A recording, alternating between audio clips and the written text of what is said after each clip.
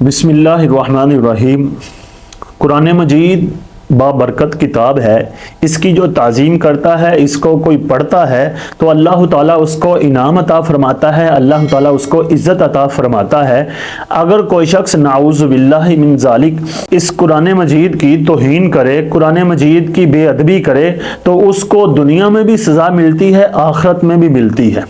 اسی طرح دنیا کا ایک ظالم ترین بادشاہ ہوا ہے، ولید بن یزید اس کا نام ہے، اور حدیث پاک ہے دلائل النبوہ کے اندر کہ نبی کریم صلی اللہ علیہ وسلم نے فرمایا کہ میری امت میں ایک ظالم سرکش ہٹ درم بادشاہ ہوگا جس کا نام ولید ہے، اور وہ فرعون سے بھی زیادہ ظالم اور سرکش ہوگا۔ تو علماء کہتے ہیں اس سے مراد ولید بن یزید ہے۔ تو وہ ولید بن یزید کتنا سرکش اور ظالم تھا، اس نے ایک دفعہ قرآن مجید سے فال نکال لی۔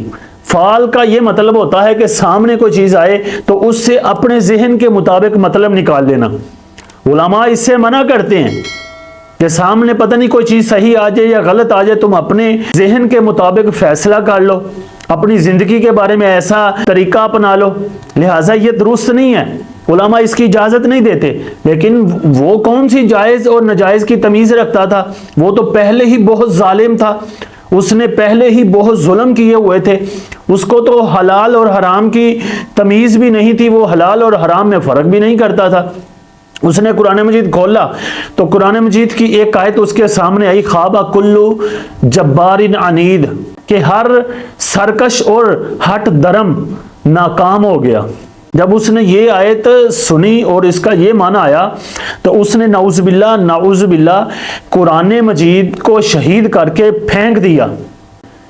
نعوذ باللہ جب اس نے یہ کام کر لیا اور اوپر سے یہ کہتا رہا ہاں میں ہٹ درم ہوں، میں ظالم ہوں، میں سرکش ہوں، تو قیامت کے دن جو میرا کرنا ہے کر لینا، میری شکایت رب کی بارگاہ میں لگانا لگا لینا۔ قرآن مجید کو ایسے نعوذ باللہ کہتا رہا۔ جب وہ اسی طرح بکواس کرتا رہا تو چند دن گزرے، اس کے اپنے چچا کے بیٹے نے اس کا سر قلم کر کے اسی کے محل میں لٹکا دیا۔ اس کے چچا زاد بھائی نے اس کی مخالفت کر دی، اس کے خلاف بغاوت کر دی، اور اس نے اس پر غلبہ پا لیا۔ غلبہ تو پانا ہی تھا، حقیقت میں تو اس کو قرآن کی ولید بن یزید کو قرآن کی گستاخی کی سزا ملنی تھی۔ جب اس کے چچا زاد نے غلبہ پا لیا اور اس نے کہا کہ اگر کوئی شخص اس کا سر قلم کر دے گا تو میں اس کو انعام دوں گا، اس نے بہت سارے پیسے رکھے اس کو انعام دینے کے لیے جو اس کا سر قلم کرے گا۔ کوئی شخص اس کا سر قلم کر کر لے کر آیا، ولید بن یزید کے چچا زاد بھائی نے اس کے سر کو اسی کے محل میں کچھ دن لٹکائے رکھا، پھر بعد میں اس نے چوراہے پہ ایک چوک پہ ایک چوراہے پر لٹکا دیا تاکہ لوگوں کو عبرت ہو جائے۔ یہ تھا اس کا برا انجام۔